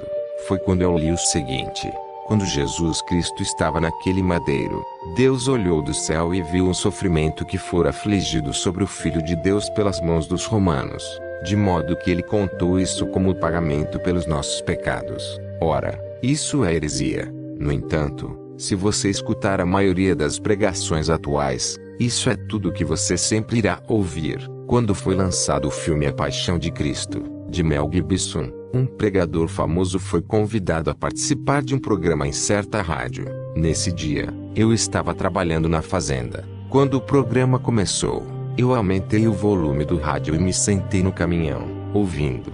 Ele disse o seguinte: devido a toda essa controvérsia sobre a Paixão de Cristo e o filme que foi lançado, eu senti que seria bom separar este tempo de ensino que tenho com vocês na rádio para explicar a vocês o verdadeiro significado da cruz. E eu pensei, louvado seja Deus. Então, ele passou meia hora falando sobre tudo que os romanos fizeram com Jesus, e disse: por causa disso, nossos pecados foram pagos. Ele falou sobre os espancamentos, as coronhadas, os chicotes, o rastejar em direção ao madeiro, o ser derrubado, os pregos, a coroa, o manto, a lança em seu lado, a sufocação e a crucificação.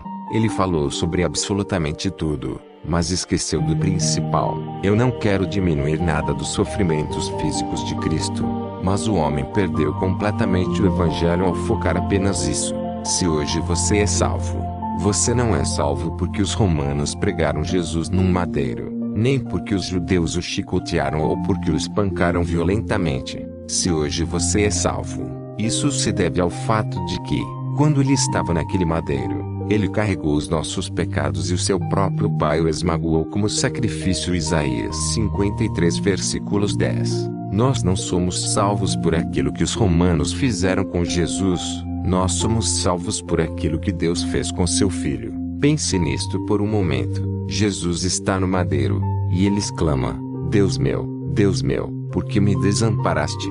Eu vejo tantos pregadores dizendo: Deus Pai olhou para seu Filho e, ao ver todas as feridas e sofrimentos, ele deu as costas para Jesus, pois não aguentava mais ver aquilo. Isso não passa de uma mentira romântica. Não foi isso que Jesus disse.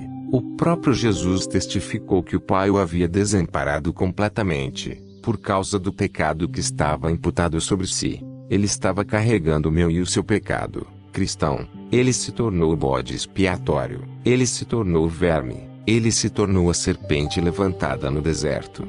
Veja o que o Salmo 22 diz sobre isso. Deus meu, por que me desamparaste? Por que se acham longe de minha salvação as palavras de meu bramido? Deus meu, clamo de dia, e não me respondes, também de noite, porém não tenho sossego. Contudo, tu és santo.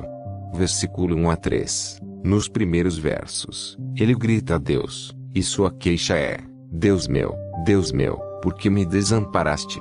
Então ele argumenta: nossos pais confiaram em ti, e os livraste. A ti clamaram e se livraram. Confiaram em ti e não foram confundidos. Versículo 4 a 5. O argumento dele é este: Pai, nunca houve um momento na história do povo da aliança, Israel, no qual os homens clamaram a ti, e tu os desamparaste. Mas aqui estou eu, pendurado neste madeiro, o teu único filho, o Messias, por que me desamparaste? E a resposta à sua própria pergunta vem do contraste entre os versículos 13 e 6. Tu és santo, mas eu sou o verme. Olhe para o jardim do Getsemane por um momento. Pai, passa de mim este cálice.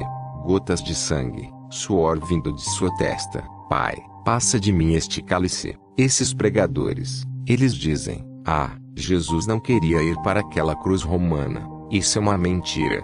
Ah, Jesus estava com medo do diabo. Blasfêmia. Ah, Jesus temia aquele chicote. Ele não queria ir para lá. Absurdo. Deixe-me fazer-lhe uma pergunta. Depois da morte e ressurreição de Jesus Cristo, estima-se que 50 milhões de homens, mulheres e crianças morreram como mártires, por sua profissão de fé em Jesus Cristo. Na igreja primitiva, nos tempos dos puritanos e da Reforma, muitos dos seguidores de Jesus foram crucificados. Alguns foram não apenas crucificados, mas de cabeça para baixo. Outros eram cobertos de piche e lhes ateavam fogo para iluminar as ruas de Roma. Todavia, muitos desses, seguidores de Jesus, prestes a serem martirizados, cantavam hinos cheios de alegria. Você realmente acredita que o capitão de nossa salvação está em um jardim? acovardado por causa da cruz, mesmo sabendo você que os seus discípulos foram para a mesma cruz com alegria nos corações, você pensa que o capitão de nossa salvação seja tão fraco? Pense, homem, Jesus não estava com medo de uma cruz, de um prego, de uma lança ou de uma coroa de espinhos. O que havia no cálice. Eu nunca esquecerei o dia em que preguei em uma escola teologicamente reformada, há muitos anos. Eu fui lá e disse: bom, vocês me chamaram aqui para pregar, estou aqui. E me informaram: você pregará no auditório, para pessoas que vão desde o jardim de infância ao ensino médio. Eu fiquei um tanto assustado. Bom, eu vou ensinar sobre a propiciação. É uma faixa etária muito larga, não acha? Eles disseram: isso não será problema, Senhor, Wazer. Então eu subi lá para pregar, e enquanto eu estava pregando, eu parei e disse: o que havia no cálice, o que era aquilo que fez Cristo tremer. Eu nunca me esquecerei daquela menininha de 8 anos que ergueu a mão, levantou-se, ficou do lado da carteira e disse: Senhor, Wazer, a ira de Deus estava no cálice. Sim, o ódio feroz de Deus contra tudo o que é mal estava no cálice. Uma mísera cruz de madeira. Todo homem está sob a feroz e justa ira de Deus por causa de sua perversidade. E alguém tinha que beber essa ira. Jesus Cristo, naquele madeiro, suportou a culpa de seu povo e permaneceu no lugar de julgamento deles. Então, todo ódio, toda santidade, toda ira, toda a justiça e todo o julgamento de Deus, como uma luz branca e ofuscante, tudo aquilo veio esmagando a cabeça de seu filho unigênito. Você nunca leu que ao Senhor agradou moê-lo, ou seja, reduzi-lo a pó. Isaías 53 versículo 10. Imagine, por um momento, uma represa de 10.000 quilômetros de altura e 10.000 quilômetros de largura, com você logo abaixo dessa coisa, a 1 quilômetro de distância da muralha. Então, de repente, em um único segundo, a muralha desaparece e toda aquela água desce esmagando você. Porém, milésimos de segundos antes de aquela força esmagadora chegar aos seus pés, o chão se abre e engole toda a água. Assim também a ira de Deus, destinada às pessoas, foi engolida pelo sacrifício de Cristo pouco antes de nos atingir. O Filho de Deus tomou aquele cálice da mão de seu Pai e bebeu cada gota, de modo que, quando ele gritou está consumado, João 19 versículo 30, ele virou o cálice e nenhuma gota caiu. Ele havia bebido tudo. Se eu fosse resumir o que Deus fala no Antigo Testamento sobre o cálice da ira, seria algo assim: por causa da perversidade da rebelião das nações, eu os porei diante da força de minha ira, lhes entregarei meu cálice e os farei beber até que vacilem e morram. Mas, naquele madeiro, Cristo bebeu o cálice. Todos nós sabemos que o povo judeu precisava constantemente cumprir vários rituais que apontavam para o sacrifício de Cristo. Um deles era o de Levítico 16, quando Arão levava 2 bodes à porta da tenda da congregação. Em um dos bodes, eles colocavam a mão, transferindo simbolicamente os pecados do povo para a cabeça do animal, findando por sacrificá-lo. Em relação ao outro, o mesmo processo era feito, mas ele não era morto, e sim levado para fora dos portões do acampamento para vaguear no deserto e morrer. Assim, aquele bode levará sobre si todas as iniquidades deles para a terra solitária, e o homem soltará o bode no deserto. Levítico 16 versículo 22. Sobre isso, o escritor aos Hebreus explica que Jesus, como bode, sofreu fora dos portões da cidade, abandonado por Deus e abandonado pelo povo, por ser o portador dos pecados. No entanto, este que era o portador de nossos pecados era também o Trisajo, o 3 vezes santo. Isaías descreve essa santidade em sua visão de Deus. No ano da morte do rei Uzias, eu vi o Senhor assentado sobre um alto e sublime trono, e as abas de suas vestes enchiam o templo. Serafins estavam por cima dele, cada um tinha 6 asas, com 2 cobria o rosto, com 2 cobria os seus pés e com 2 voava, e clamavam uns para os outros, dizendo: Santo, Santo, Santo é o Senhor dos exércitos, toda a terra está cheia da sua glória. As bases do limiar se moveram à voz do que clamava, e a casa se encheu de fumaça. Isaías 6 versículo 1 a 4. Em seu evangelho, João nos diz que o Deus que Isaías viu era o Filho de Deus. João 12 versículo 41. Isaías contemplou a sua glória. Os maiores arcanjos no céu nem ao menos podem olhar para ele por causa de seu amor, sua beleza e sua pureza. Os serafins, no livro de Hebreus, são chamados de labaredas de fogo. Hebreus 1 versículo 7. Porém, eles não queimam pelo seu próprio combustível. Eles são somente o reflexo do ardor da santidade do Filho de Deus, o reflexo de sua beleza. Mesmo sendo tão grande e glorioso, mesmo com seu manto enchendo tudo o que pode ser preenchido, mesmo com sua glória sem medida enchendo tudo na terra, no céu e até mesmo no inferno, este Deus deixou seu trono e se tornou um homem, indo ao madeiro, aquele que não conheceu pecado. Ele o fez pecado por nós, para que, nele, fôssemos feitos justiça de Deus. 2 Coríntios 5 versículo 21. A lei diz: maldito todo aquele que não permanece em todas as coisas escritas no livro da lei, para praticá-las. Galatas 3 versículo 10. Você sabe o que significa ser maldito?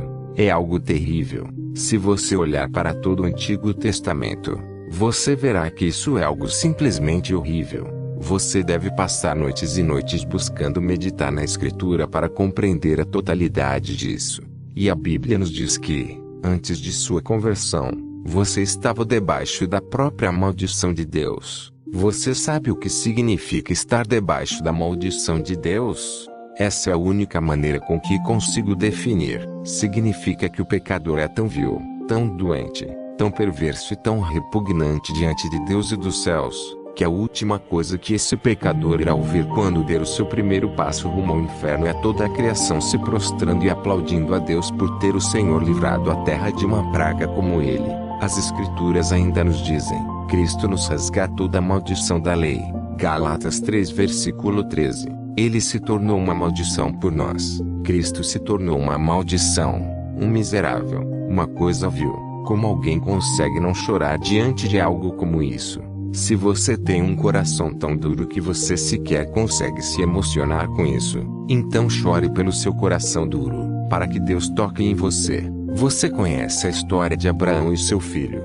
Deus lhe disse: toma teu filho, teu único filho, Isaque, a quem amas, e vai-te à terra de Moriá, oferece-o ali em holocausto, sobre um dos montes, que eu te mostrarei. Gênesis 22 versículo 2. Abraão vai ao monte em obediência, amarra seu filho, e, ao que parece, Isaque não oferece resistência. O velho alcança a faca, pousa a mão sobre a testa de seu filho, e enquanto a mão vai baixando, ele para. O Senhor proverá. Gênesis 22 versículo 14. E então, que história maravilhosa! Lá estava o animal preso pelos chifres no arbusto. Que lindo final para uma história! Porém, aquele não foi o final. Foi o intervalo.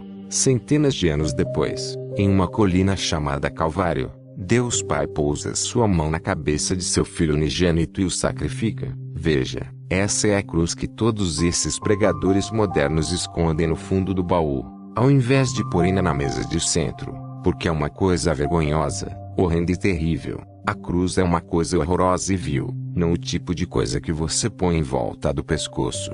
Ela é símbolo de morte e de justiça sendo satisfeita. Para demonstrar amor, Deus teve de descartar o pecado antes, e só haveria uma forma de fazê-lo: a morte do seu filho unigênito. É possível que você, ao ler isto, esteja pensando: eu nunca ouvi nada assim antes. É bem provável que de fato não tenha ouvido, e, se for, deve ser por isso que a cruz tem tão pouco poder em sua vida. Eu quero que você entenda que é disso que se trata a vida cristã. Paulo diz em Romanos 12: rogo-vos, como um pastor rogaria a um rebanho amado, que apresenteis o vosso corpo por sacrifício vivo, santo e agradável a Deus. Versículo 1. Contudo, Paulo não só nos ordena isso, mas nos dá a motivação para tal. Ele diz para nós oferecermos nossas vidas baseados nas misericórdias de Deus. Versículo 1. E do que ele está falando? Ele está se referindo aos 11 primeiros capítulos de Romanos, nos quais ele havia explicado tudo o que Deus fez por nós em Cristo. Ou seja, o que Paulo diz é isto: visto que Deus fez tudo isso em Cristo, agora ofereçam suas vidas por ele, de modo que, Quanto mais você conhece acerca dessa cruz, mais você será inclinado a oferecer sua vida por ele. Jesus não é esse pequeno acessório que você coloca em sua vida para torná-la melhor. Ele é toda a sua vida. Você é consumido por ele em cada pensamento, julgamento ou palavra. Quando alguém perguntar, por que você faz isso ou aquilo, Senhor? Nossa resposta precisa ser, porque Cristo derramou seu próprio sangue por minha alma. O amor de Deus em Cristo nos constrange. 2 Coríntios 5 versículo 14 a 15. Ele morreu. Estas palavras deveriam ser o suficiente para quebrar o seu coração em 1000 pedaços e jogá-lo ao chão em adoração. Ofereça o sacrifício. Toda a criação faz o seu chamado.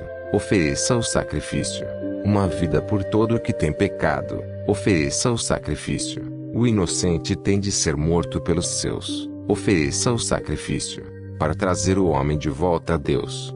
Parte 6. Conclusão. Ele é o Rei da Glória. É verdade que Cristo morreu por nós, mas a Escritura nos diz que ele não permaneceu morto. Não é apenas a morte de Cristo que nos salva, sua ressurreição também tem um grande papel nessa história. Se ele tivesse permanecido morto, não haveria nada, não haveria qualquer esperança, tudo seria despedaçado. No entanto, Deus reivindicou seu Filho unigênito, ressuscitando dentre os mortos, e, ao ressuscitá-lo, Deus afixou seu selo e declarou publicamente através da ressurreição de Jesus Cristo que o seu sacrifício fora suficiente para expiar os pecados de seu povo. Cristo morreu, Cristo ressurgiu dos mortos e Cristo ascendeu à destra de seu Pai. Os chamados pais da Igreja, teólogos dos 5 primeiros séculos do cristianismo, sempre usavam o Salmo da Ascensão, o Salmo 24, para descrever a subida de Jesus Cristo aos céus.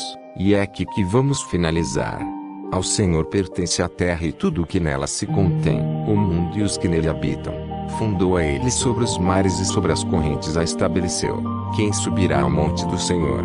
Quem há de permanecer no seu santo lugar? O que é limpo de mãos e puro de coração, que não entrega a sua alma à falsidade, nem jura dolosamente, este obterá do Senhor a bênção e a justiça do Deus da sua salvação. Tal é a geração dos que o buscam, dos que buscam a face do Deus de Jacó. Levantai, ó portas, as vossas cabeças, levantai-vos, ó portais eternos, para que entre o Rei da Glória. Quem é o Rei da Glória? O Senhor, forte e poderoso, o Senhor, poderoso nas batalhas. Levantai, ó portas, as vossas cabeças, levantai-vos, ó portais eternos, para que entre o Rei da Glória. Quem é esse Rei da Glória?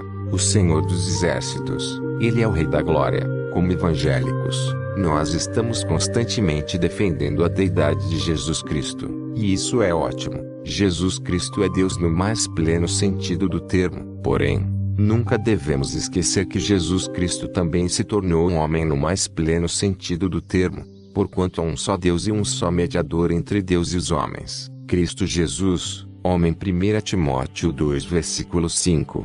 Um homem pecou, uma raça de homens caiu, um homem deve morrer, e um homem deve ressurgir dos mortos. E aquela muito aguardada oração de Jó deve ser respondida. Jó 19 versículo 25. Charles Spurgeon nos diz que uma escada que apenas sobe não é boa, e uma escada que apenas desce não nos será de nenhuma ajuda.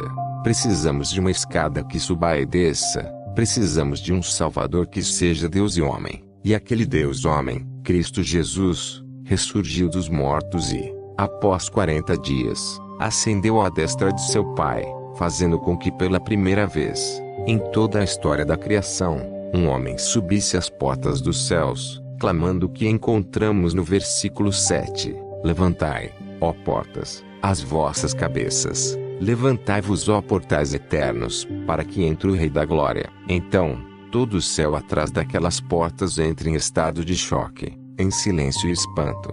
Finalmente, um corajoso levanta a cabeça e pergunta: quem é este Rei da Glória? Quem se atreve a falar com estes portais? Nenhum homem jamais chegou até aqui ou pôs a mão no trinco deste portão. Quem é este Rei da Glória? De repente, o Senhor, o Messias, o Cristo, o Filho de Deus, o homem, clama: o Senhor, forte e poderoso, o Senhor, poderoso nas batalhas. Levantai, ó portas, as vossas cabeças, levantai-vos, ó portais eternos, para que entre o Rei da Glória. Pela primeira vez em todos os tempos, aqueles portais se abriram para um homem. Ele atravessa aqueles portais e tudo o que já foi criado cai de rosto no chão. Todos aclamem o poder do nome de Jesus, que os querubins se curvem e o coroem com muitas coroas, pelo poder que há no nome divinal, que os anjos se prostrem num segundo, ergam diante dele o diadema real e o coroem Rei e Senhor de tudo. Então, o Cordeiro vai em direção ao trono. Eu posso vê-lo agora, caminhando ousadamente em direção ao Pai, segundo o seu direito como Deus-homem, subindo os degraus deste trono tão glorioso que faria o trono de Salomão parecer feito de papel machê. Ele se senta, sem sequer pedir permissão, e olha para o Pai, não com uma pergunta, mas com uma afirmação: Pai, está consumado. E o Pai assente: sim, Filho, está consumado.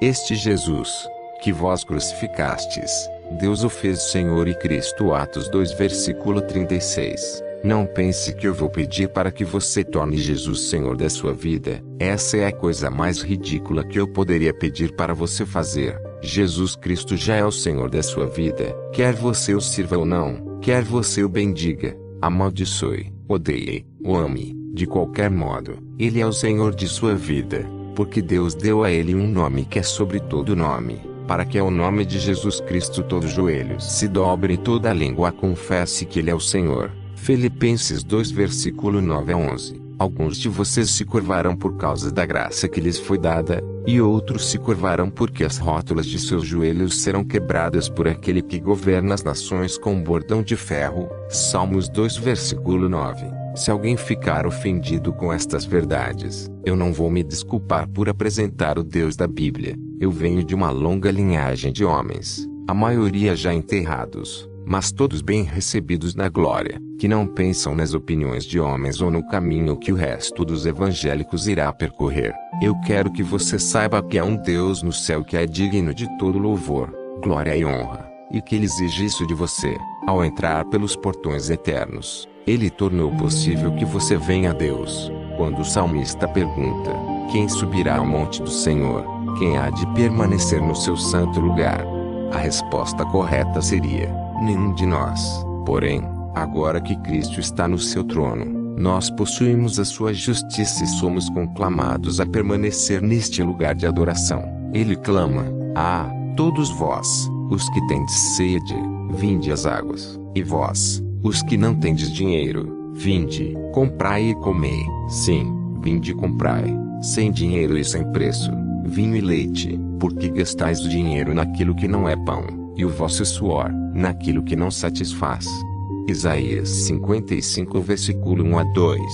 Vinde e bebei de mim, ele diz, vinho e leite, baseado nas bênçãos de Davi. Ele promete nos tratar bem, porque os meus pensamentos não são os vossos pensamentos, nem os vossos caminhos, os meus caminhos. Isaías 55 versículo 8. Tão alto quanto a semente cresce por causa da água que lhe é julgada, a minha palavra não falhará, diz o Senhor. Ele ordena que todos, em todo lugar, se arrependam de seus pecados e creiam no Evangelho.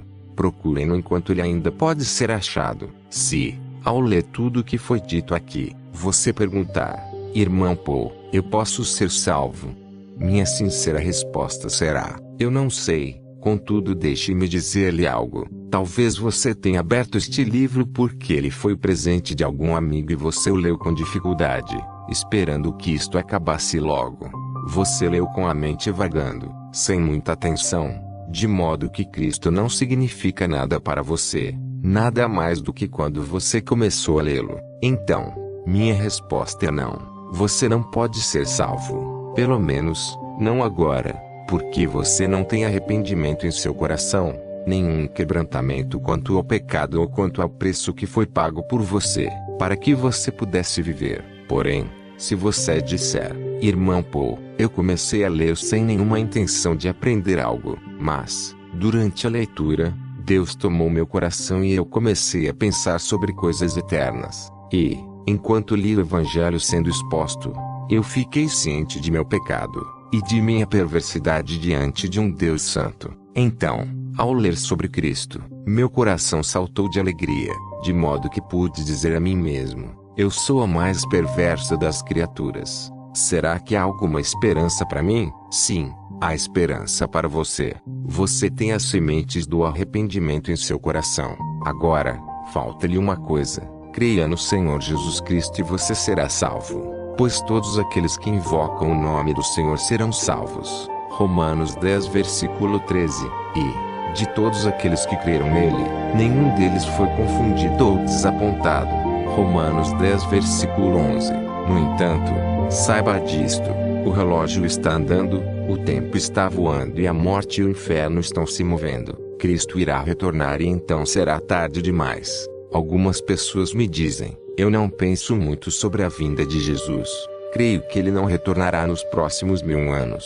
Realmente, talvez ele não volte em milhares de anos, mas certamente dentro de 25, 50 ou 60 anos você irá encontrá-lo. Se você vai até ele ou se ele vem até você, não fará diferença. Você irá vê-lo de qualquer modo. Você ficará diante dele, e quando isso acontecer, será tanto maravilhoso quanto absolutamente aterrorizante. Como um pregador certa vez disse: eu tenho uma boa e uma má notícia. A boa notícia é que Deus está aqui. A má notícia é que Deus está aqui. Tudo depende de em qual lado da linha você está.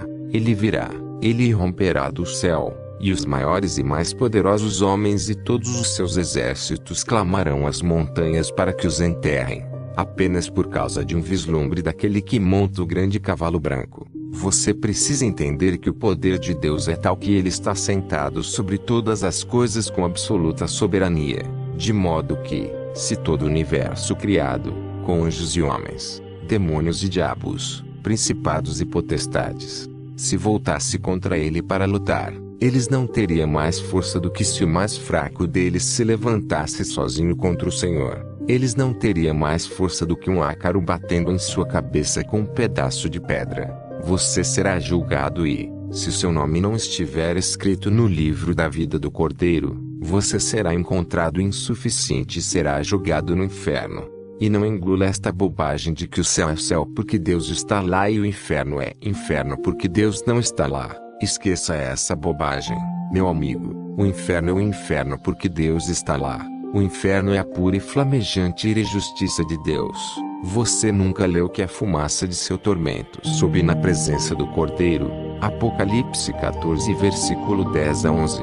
Não é o diabo que governa o inferno, é Deus quem governa o inferno. Se, após ler tudo isto, você diz: eu nunca ouvi tal coisa, esse é um grande problema que precisa ser solucionado. Arrependa-se e creia no Evangelho. O melhor que eu posso fazer por você agora é desviá-lo dos homens e direcioná-lo a Deus. Busque ao Senhor até que Ele tenha salvado você. Busque ao Senhor, clame por Ele e creia nele. Contudo, saiba disto: se hoje algo acontecer na sua vida e você acreditar que Deus o salvou, saiba que apenas este momento não é suficiente para que você tenha a segurança de que Deus o salvou. Se você acha que Deus o salvou hoje, mas você não começa a mudar, não começa a crescer em graça, não começa a crescer nas coisas de Deus e não continua a andar com Ele, mas se afasta como tantos outros, você não obteve nada aqui hoje. A evidência de sua salvação não é que um dia em sua vida você fez uma oração após ler um livro. A evidência de sua salvação é que você continua caminhando com Ele, porque aquele que começa a boa obra em você certamente a termina. Filipenses 1 versículo 6. Gostou do vídeo? Ajude o canal, inscreva-se e deixe seu like.